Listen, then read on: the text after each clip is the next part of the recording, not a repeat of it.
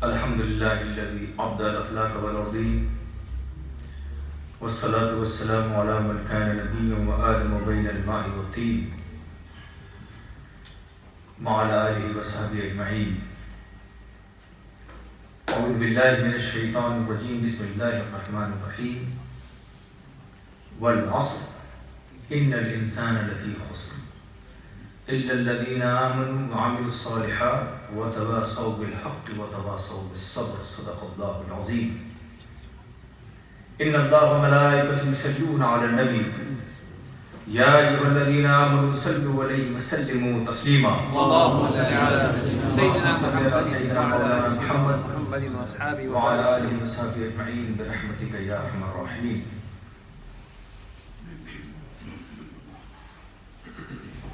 Honorable Imam of this masjid, my respected Hazrat Ashrafi, Hazrat Maulana Mohsin Ashrafi, Maulana Salim Ashrafi, Maulana Ashrafi, all the scholars, my brothers, elders, my sisters, mothers, assalamu alaikum wa rahmatullahi wa barakatuh.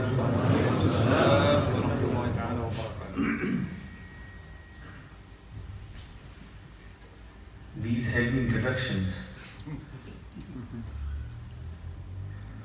are in fact the love of the person who introduces.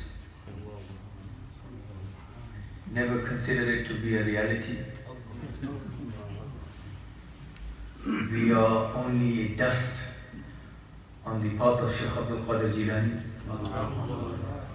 We are dust, we will be dust, we will remain dust. Our success, our progress, our development is being humble, looking at them, learning from them. Arrogance takes you where it took Shaitan. Humility is the attribute of the angels. The topic of today was spirituality in the 21st century.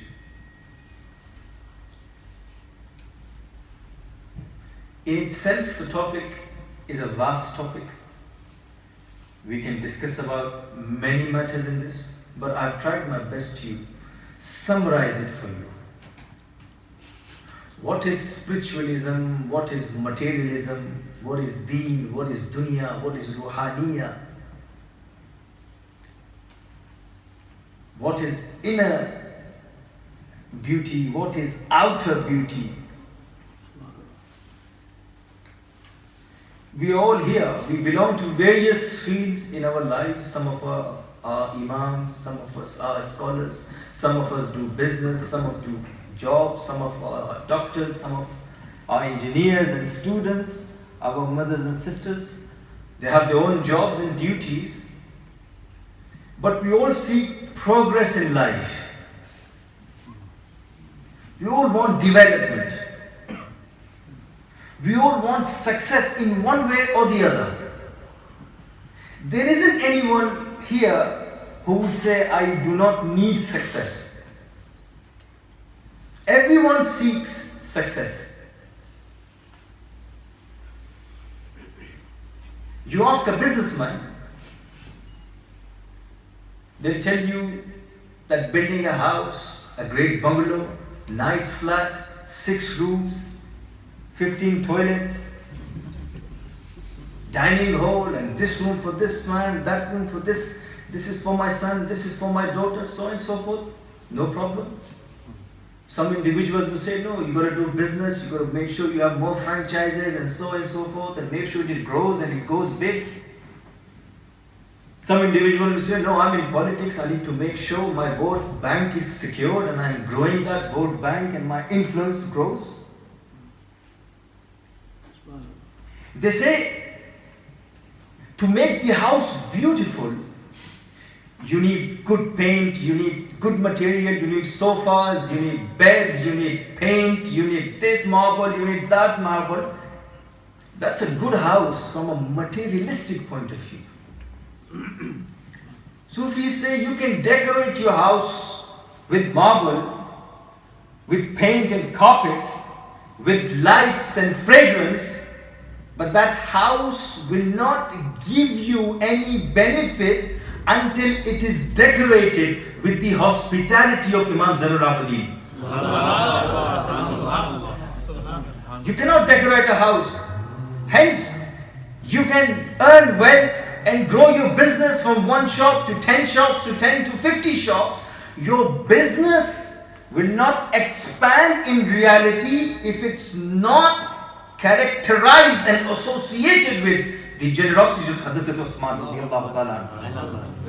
The generosity of Osman is required. And this is why Sufis mention it is not about your wealth. It is about your inner beauty, how you develop your soul, how you develop your batin. If your soul is purified, then whatever you touch becomes purified. If your soul is purified, we don't look at the clothes that you wear, the fashion trend, this brand, that brand, this expensive clothes, I need to wear this Versace and Calvin Klein because it's in the town, it's in the fashion, it's in the trend. If you think about it, no one finds beauty in the expensive jubba of Abu Jahl. We find beauty in the ripped shirt of Uwais al-Qarni. We don't find beauty. And this is why, if you think about it, Noor was not on the throne of Yazid. Noor was on the musalla of Imam Hussaini. This is why in Cape Town, you can go to the mountains and to the beaches and to the hotels and to this restaurant, that restaurant. You will not find that peace which you find at the maqam of Shaykh Nur al-Mubi. Purified individuals. Those who have purified themselves from within. And this is why when Sufis mention that certain individuals talk about materialism and they say you need success, then you need wealth, and with wealth you need influence, and with influence you need a lot of image, a good image. With good image you need a kingdom, you need authority. 4 aspects for success. But Surah Asr tells you, you need, for success, every human is at loss except إِلَّا الَّذِينَ آمَنُوا. First thing is Iman. وَعَمِلُوا الصَّالِحَاتِ. Good deeds. وَتَوَاصَوْا بِالْحَقِّ. Urging people towards the truth. وَتَوَاصَوْا بِالصَّبْرِ. Urging people towards patience. So if you look into the history, Yazid would say, I had wealth. Imam Hussain tells you, I had Iman. Yazid will tell you that I had political connections. Imam Hussain would tell you I had good deeds. Yazid would tell you I had image and I had influence. Imam Hussain would tell you I had haqq with me. Yazid would tell you that I had kingdom. Imam Hussain would tell you that I had patience with me. And the reality is that the oppression of Yazid, the zulm of Yazid, the oppression of Yazid was defeated in front of the patience of Imam Hussain. And this is why the reality is that Yazid lived, but he died, and the martyr Hussain lives till the day of judgment.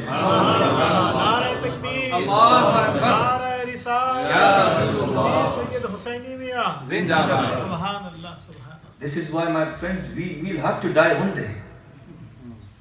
You're not winning that battle.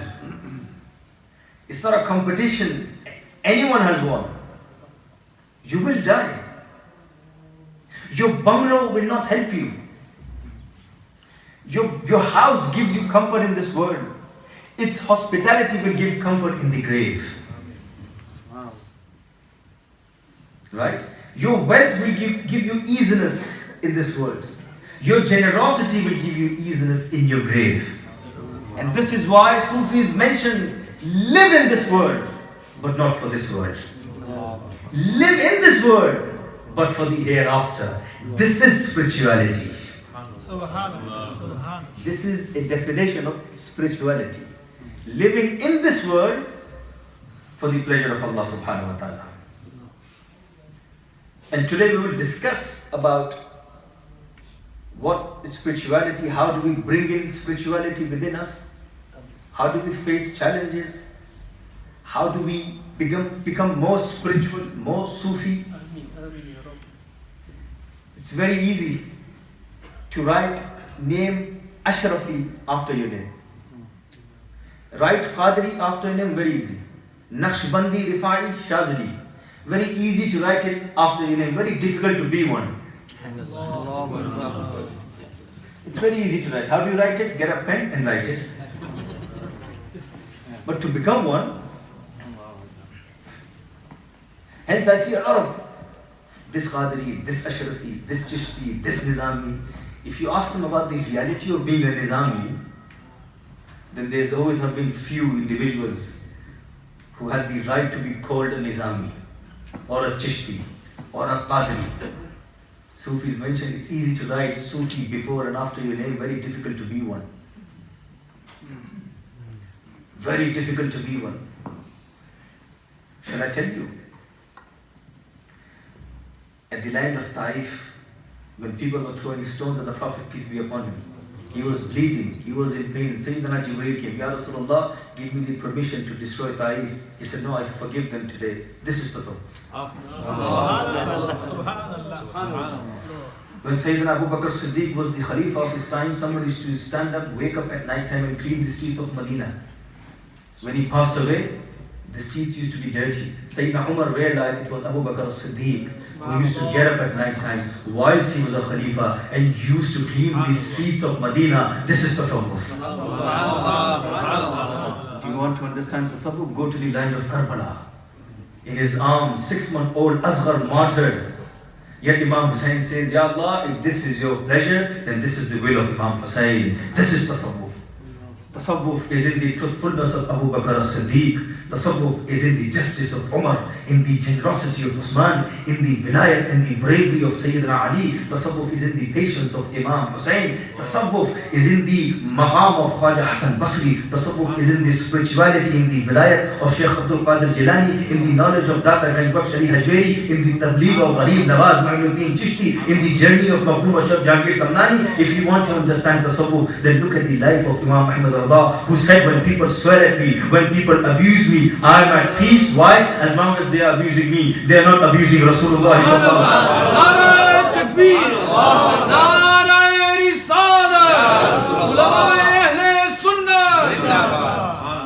wasallam. Very easy to write Qadri after your name. Very difficult to be one, and we will mention about what Shaykh Abdul Qadir Jilani mentioned. Spirituality, how to lead a spiritual life in the 21st century. And Surah Asr that I mentioned today talks about Iman, good deeds, urging people towards truth and urging people towards patience. 2 of them has to do with your own self. 2 of them has to do with the community. Your Iman, your good deeds benefits you. Urging people towards haq and patience benefits the community. And this is the formula to success. This is why Sufis mention the surah begins with wal asr, by the time. What is it? Takes an oath, Allah subhanahu wa ta'ala takes an oath by the time. You see what the problem is? Every time something goes wrong, we blame the time. We say, time is not right. Times have changed. No, my friend, you have changed. Time is the same. The sun rises, it sets. The wind of Cape Town is the same. Right? You have changed. They ask us, why are we getting punished? You see, around the world, Muslims have been treated not in a way that we need to be treated, that we should be treated. Why? If you leave Quran, if you leave the message of a hadith, if you leave the seerah of Rasulullah sallallahu alaihi wasallam and the methodology of the Sahaba and Ahlul Bayt, you expect people to welcome you with garlands?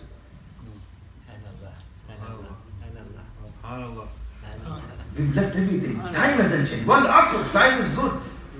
You have changed. Innal insana lafi khusr. Humans are at loss. Don't blame the time. Time is good. And this is why the first step towards leading a spiritual life in the modern era is change yourself. Don't blame the time. Don't blame the teacher, don't blame the university, don't blame the business, don't blame the economy, blame yourself. Look within yourself. When you decide to change, everything around you will change. إِنَّ اللَّهَ لَا يُغَيِّرُ مَا بِقَوْمٍ حَتَّى يُغَيِّرُ مَا بِأَنفُسِهِمْ. Allah subhanahu wa ta'ala does not change the state of a nation until they change themselves. Until they change. If you jump from the Table Mountain, will you be protected? Someone asked that if you believe in Allah and His power, why don't you jump from the Table Mountain?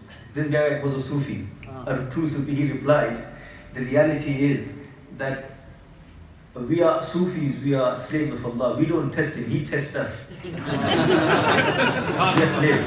We don't test Allah. He tests us. So this is reality.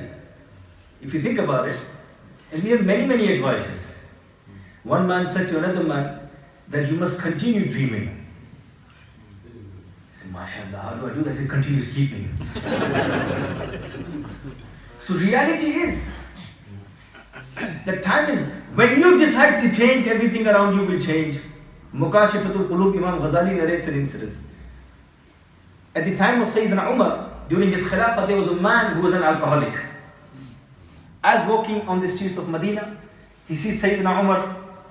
He's hiding a bottle of alcohol under his jubbah. Sayyidina Umar looks at him, he knows. He says, come here. What are you hiding? Now this man felt ashamed. Firstly, embarrassment in front of Sayyidina Umar. Secondly, the penalty. He decided to change there and then, Imam Ghazali writes. He decided, Ya Allah, if you protect me from the embarrassment in front of Sayyidina Umar and from the penalty, Ya Allah, I will leave alcohol from today. So Sayyidina Umar asked, what are you hiding? He says, Hazrat, it's a bottle. What's in the bottle? He says, it's vinegar. He said, okay, take it out. He took it out. Allahu Akbar. When Sayyidina Umar saw it, it was vinegar. Sufis mentioned the day you decide to change. See, that man had alcohol, but when he decided to change, that alcohol changed into vinegar. The day you decide to change, you will not have drugs in your hands, you will have the tasbih of Baghdad. The day you decide to change, you will not have abuse on your tongue, you will have darood upon Rasulullah. The day you decide to change, your soul will have power from Makkah Mukarramah and your heart will have nur from Madinatul Munawwara. This is why Sufis mentioned, before you changed and after you changed, the reality was that before you changed, your dua was, Ya Allah, give me what I want. And when you change, you ask Allah subhanahu wa ta'ala, Ya Allah, give me what you want for me.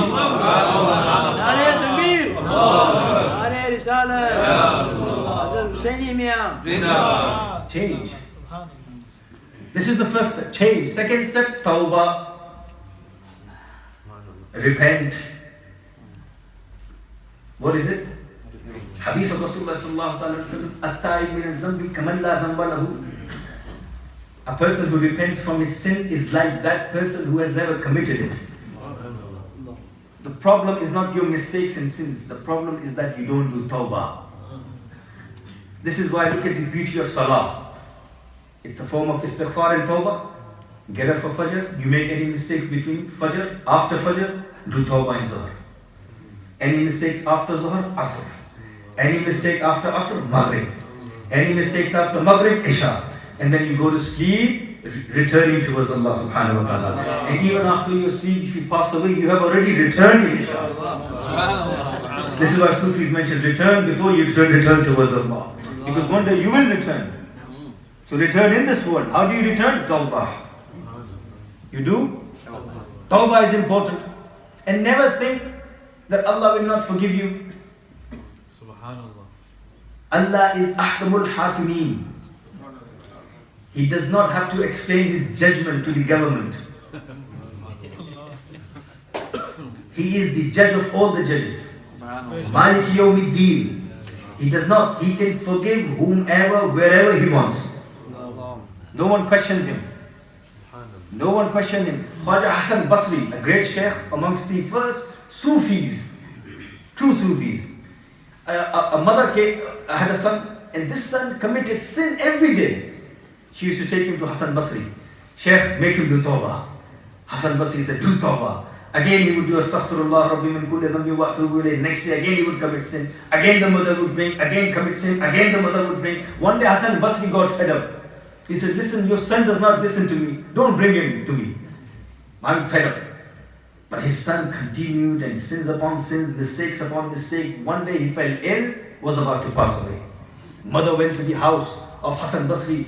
Ya Shaykh, my son is about to pass away. Please come and make him do tawbah. Hassan Basri did not understand the entire incident. He said, please don't disturb me. I'm going to sleep now. I had enough of your son. I've made him do tawbah enough time. The mother went back and said, my son Hassan Basri has refused to come, and we understand why he refused, but now you have to. And mother was crying because the son was passing away and there's no one to help, there's no one to give janaza and to lead salatul janaza, and she was worried what's going to happen. And the son on his deathbed was asking Allah subhanahu wa ta'ala for forgiveness. Ya Allah, forgive my sins with sincerity, with humility, with the right intention. And you know what happened? As soon as he passed away, there was a knock on the door. The mother opened the door. It was Khwaja Hassan Basri. Khwaja Hassan Basri, Hazrat Hassan Basri. She said, you refused to come. He said, yes, I refused to come. But when I made wudu and went to sleep, Allah subhanahu wa ta'ala inspired me in my dream. Hassan Basri, get up and lead the janaza of that boy, because he has seek forgiveness from me. I have made him a waliullah. Allah can forgive whomever you want. Do tawbah. This is why change yourself. Tawbah is the second step. Shall I tell you more steps? Are you sure? I know it's a weekday. It's a weekday, but we're not weak. The reality, one of the advices that the Sufis give is never over rely on the whole concept of spiritual cure. Over rely. Over reliance for a quick answer. And it has become a huge business, isn't it?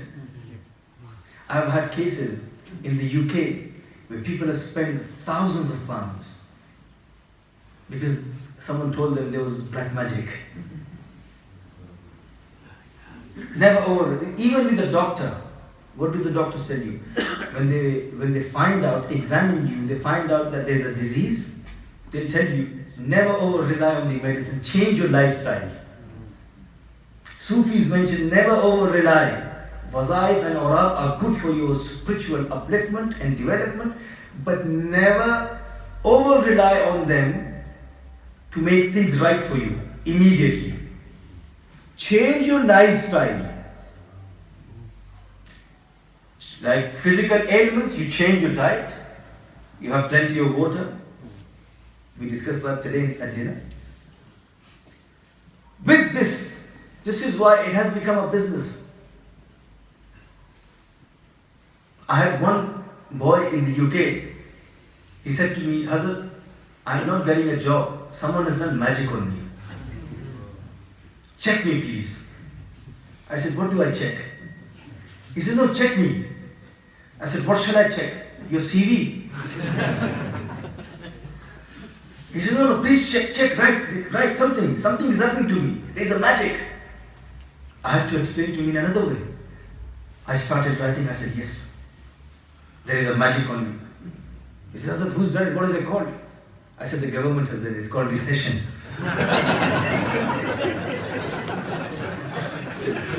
No one is getting a job.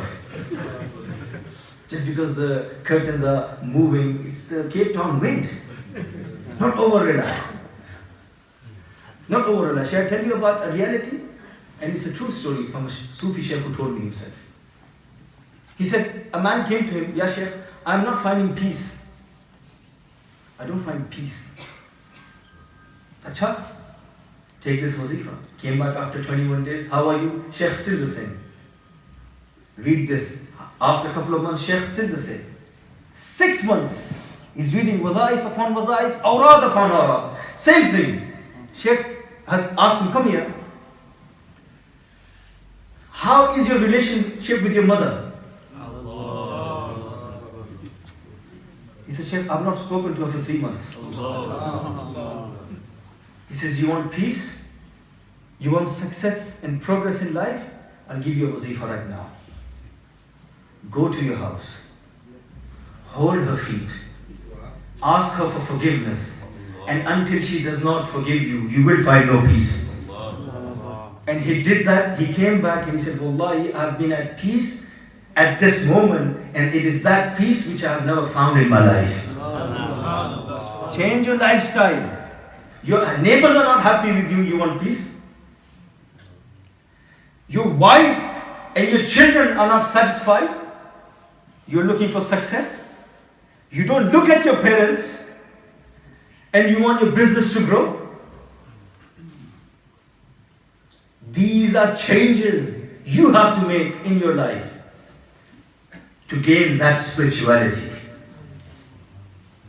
This is why you think all the awliya, all the Sufiya that we talk about, do you know there was a boy, the mother said to that boy, can you get me a glass of water? That boy went outside, and as he got her a glass of water, she went to sleep. She was sleeping. He stood all night waiting for her to wake up. And when she woke up, she saw the son carrying that glass of water for her. She prayed to Allah subhanahu wa ta'ala, Ya Allah, make my son a waliullah. You know who that man was, who boy was? That was Bayezid Bustami.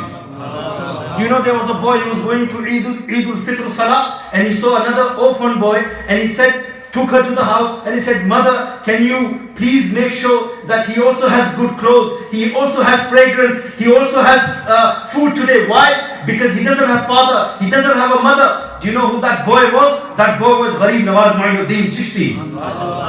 There was a man sitting in Medina Munawwara amongst soldiers and warriors and leaders. He was a political leader and a spiritual leader and a religious leader, the highest command. He was sitting there. A woman comes in, he gets up, places his mantle, tells that woman to sit down in front of all these leaders and soldiers and warriors. Do you know who that man was? That man was Muhammadur Rasulullah sallallahu alaihi wasallam, and that lady was his foster mother, Halima Sadiya. This is reality. So we have to change ourselves. And if you don't, then continue doing what you do. And hence, the other aspect of our life is arrogance. Extremely arrogant. Better house, better car, more wealth, more knowledge, more fame, more popularity.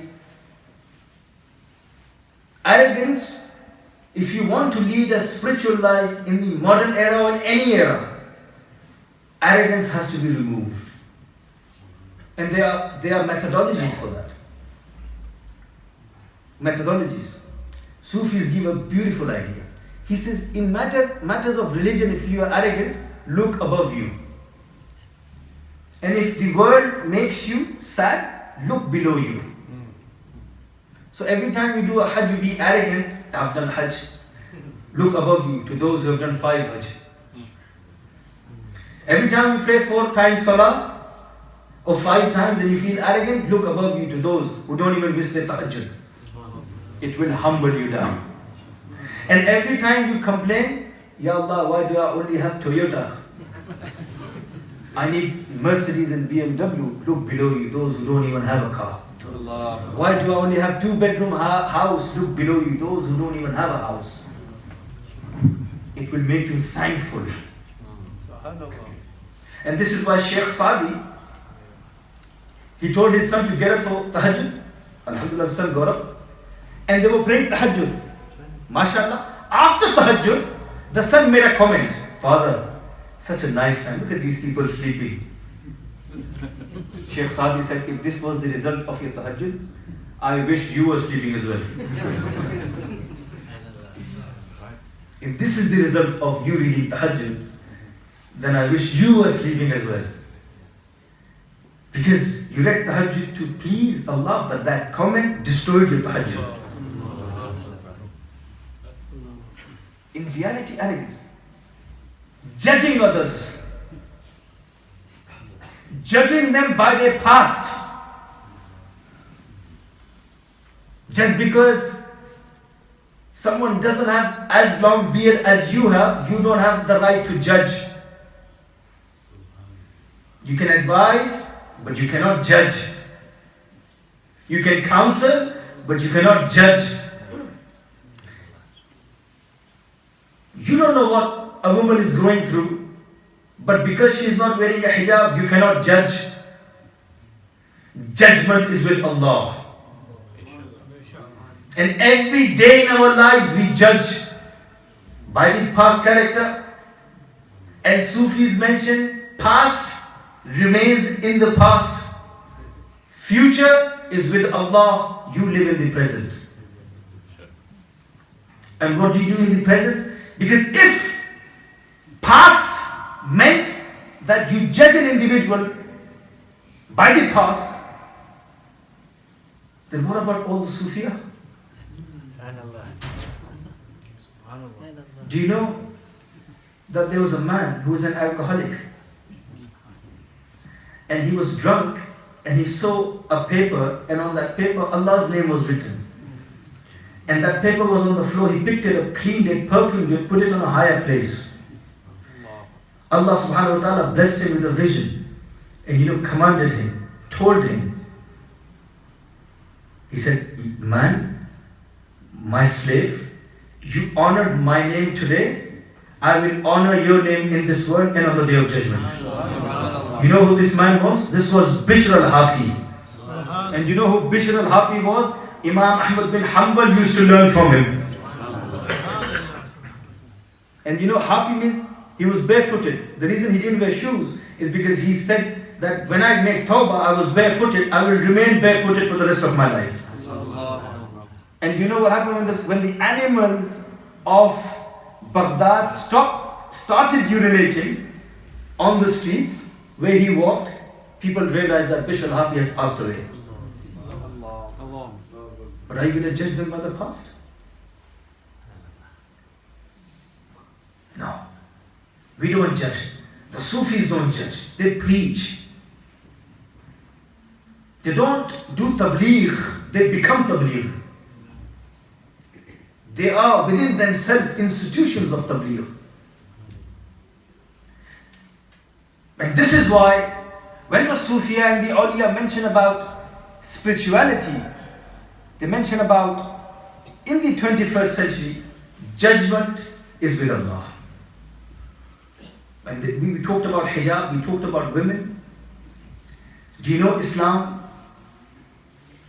Its foundation has sacrifices of women. It is our duty to acknowledge them. Islam is not a religion of just for men. Equally for women. Islam began with the sacrifices of Sayyidah Khadija, strengthened with the knowledge of Sayyidah Aisha. It was expanded with the purity of Sayyidah Fatima. It was protected with the patience of Sayyidah Zainab. This is Islam. When other communities and other societies and other cultures were discussing whether women are humans or not, whether women are forms of shaitan or not, whether women have soul or not, whether women should be buried alive as they were young. The girl child used to be buried alive. In some culture, the wife, when the husband died, the wife was burned alive with the husband. In that era, 1400 years ago, a man stood up and he said, no, she must be told. She will inherit, she will do business, she will study, she'll become leader, she'll become scholar, she'll become part of the community, she will lead the community, she will become an example for the community, she will teach men. Sayyida Aisha used to teach the Sahaba, Sayyida Nafisa used to teach Imam Shafi and other Sufiya and Awliya. This man stood up, and when women were being humiliated, he said, as a daughter, she is a mercy, as a sister, she is a support, as a wife, she completes your deen, as a mother, your paradise is beneath her feet. This is why he emphasized and propagated the rights of women to such an extent that even his own family continued through his own daughter.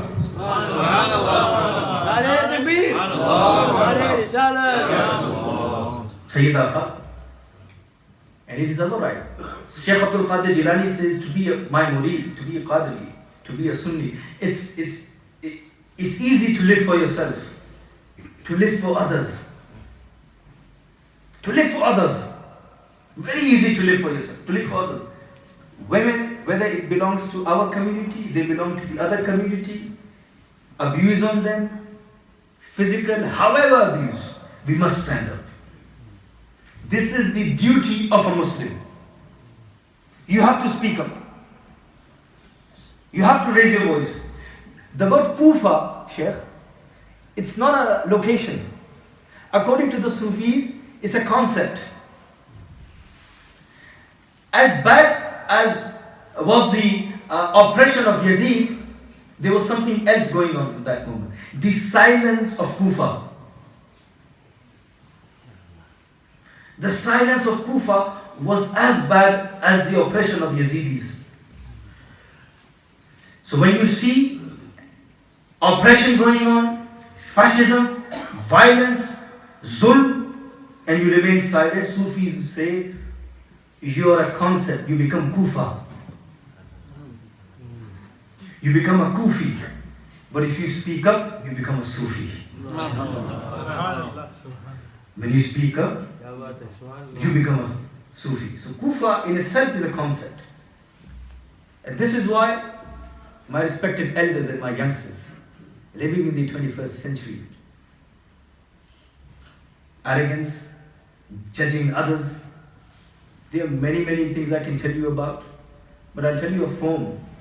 You are in one way or the other, directly or indirectly, representing the message of Islam. You're a muballigh. No matter which field you belong to. It's not just for the scholars to do tabligh. Every Muslim must do tabligh. But there's two forms of tabligh. One I mentioned is to become, is to be that teaching. You see, I'll tell you an example. Tabligh is not about aggression, it's not about violence, it's not about letting the other individuals feel that you're better than them. It's not about that you are violent about it, you are aggressive about it. No. Tabligh has its own meaning and definition. There was a man, a Bedouin old man doing wudu in Medina Munawwara in Masjid Nabawi. He was an old Bedouin man, he didn't know how to do wudu. So he's washing his hands and then he didn't know. He was a new Muslim. Imam Hassan, Imam Hussain were there. They could see that this man needs teaching. They need help. They knew it, he needs help. So what did they do? Imam Hassan said to Imam Hussain, you sit next to him and do wudu. And incorrectly, I will correct you. When I will correct you, hopefully he will look at you and learn how to do wudu.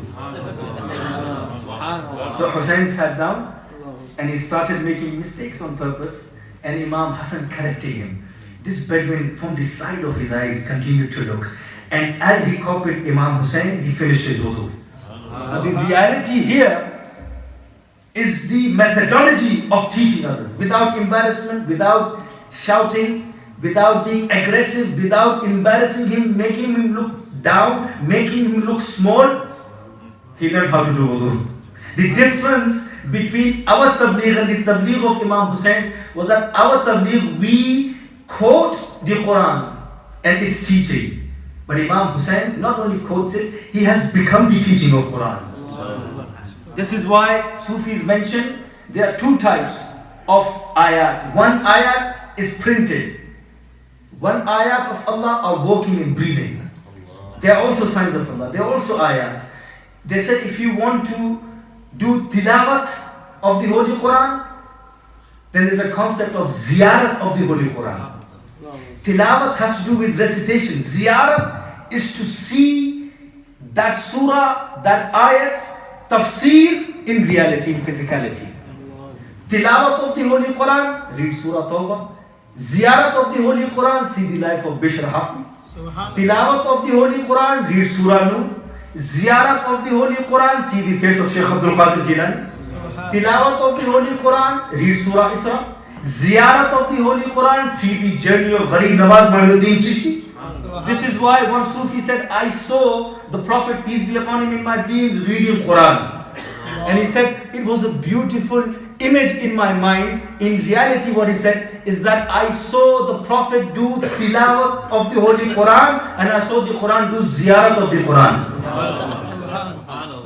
Quran was doing tilawat of the face of Rasulullah sallallahu alaihi wasallam. And this is why it's important that we become what you do on social media. One statement of yours, it's not your statement. People will judge Quranic teachings. What you speak from your tongue, anything good that you do reflects on your teachings. Anything bad that you do will go back to your teachings. Non-Muslims don't read surahs in the Holy Quran, they don't read hadith. They see you. They see you. And by looking at your character, your etiquettes, your manners, your mercy, your hospitality, your generosity, they judge your teachings, those who you follow.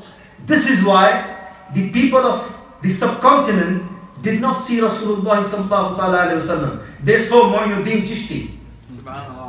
Who did they see? They saw Mu'ayyiduddin Chishti, but they recited the kalma of Rasulullah sallallahu alaihi wasallam. They saw Mu'ayyiduddin Chishti, but they said Muhammadur Rasulullah. They said La ilaha illallah Muhammadur Rasulullah. They saw the beauty of Mu'ayyiduddin Chishti. They said La ilaha illallah Muhammadur Rasulullah. They saw the akhlaq of Mu'ayyiduddin Chishti. They said La ilaha illallah Muhammadur Rasulullah. They saw the etiquette, manners and the generosity and kindness of Mu'ayyiduddin Chishti. They said La ilaha illallah Muhammadur Rasulullah. Why? They realized if this is the greatness of Mu'ayyiduddin Chishti, who can imagine the greatness of the Prophet of Mu'ayyiduddin?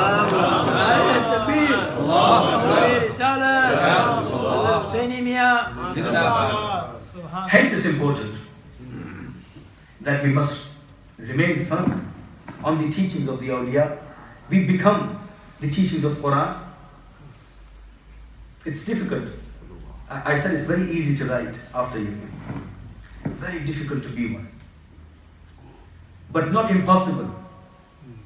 Imam Hussaini taught us. Bishr al-Hafi taught us. Fuzail ibn Ayaz taught us. Shaykh Abdul Qadir Jilani taught us. Makhdoom Ashraf Jahangir Samnani taught us. Shaykh Nurul Mubin taught us. The awliya, the Sufiya of Cape Town taught us. Of South Africa taught us. It is difficult, but not impossible. Slowly and gradually. Slowly and gradually. This is why, amongst the last advice I will give you today, is never break someone's heart. Hazrat Sheikh Sharfuddin Yahya Maneri, a great sheikh of his time, a non-Muslim lady came. Sheikh, I have lost my son, make dua. He did dua. Next day she found the son. Came at the bargah again at the house of Sheikh Sharfuddin Yahya Maneri. Walked at least 20-25 kilometers.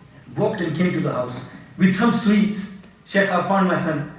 I want you to eat something. Sheikh was keeping optional fast. Sheikh said, I'm fasting. She said, she was a non-Muslim. She said, Sheikh, I've come from such a long distance and I've traveled so much and it will make me happy. If you don't eat it, it will break my heart. Sheikh picked up the sweet and consumed it there and then. When she left, there were murideen there, disciples, students, ulama, mufti, scholars there. And they asked him, Sheikh, you're not allowed to break your fast. Sheikh said, I'm a Sufi, tasawwuf. The greatest sin is breaking someone's heart. Shaykh mentioned that I've broken the fast, I will keep qaza. I will keep. But if you break someone's heart, there is no qaza. When it's broken, it's broken. This is tasawwuf. And this is why, is there anyone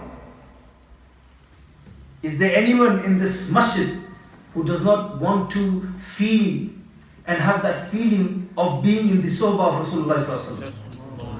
You all want to be? You all want to have that feeling? 100%? Hazrat Shaykh Abu Hasan Kharqani gives you a wazifa. Would you follow it? Inshallah. Beautiful wazifa. He says, the sohbah of Rasulullah sallallahu alaihi wasallam, the physical sohbah is impossible for us. But if you want to feel that emotion the Sahaba felt, let me give you a wazifa. He says, a day you spend without hurting anyone is like spending a day in the company of Rasulullah. This is the maqam of sohbah of Rasulullah. So you question me how to lead a spiritual life in the 21st century. Shall I answer you in one line? Lead it the way Imam Hussaini led in 61 Hijri. Simple. You lead that life is applicable for generations to come till the day of judgment. And this is why Allah subhanahu wa ta'ala has blessed us with awliya, with anbiya, with our Nabi sallallahu ta'ala alayhi wasallam. So we follow them, we love them, we adhere to their commands, we follow their lives. And this is the message of spirituality. It's not about how big your house is, it's about your intention, your inner purification. If you're purified from within, no problem. Islam is not against wealth. Islam says, attain wealth, but the wealth of Sayyidina Usman. Islam is not against rulership and being in authority, but have the authority of Sayyidina Abu Bakr as-Siddiq, Sayyidina Umar. This is the reality. So when you achieve that, Allah subhanahu wa ta'ala will bless you in this world, in your grave, and on the day of judgment. May Allah subhanahu wa ta'ala accept our presence here today. Wa akhiru da'wana alhamdulillahi rabbil alameen.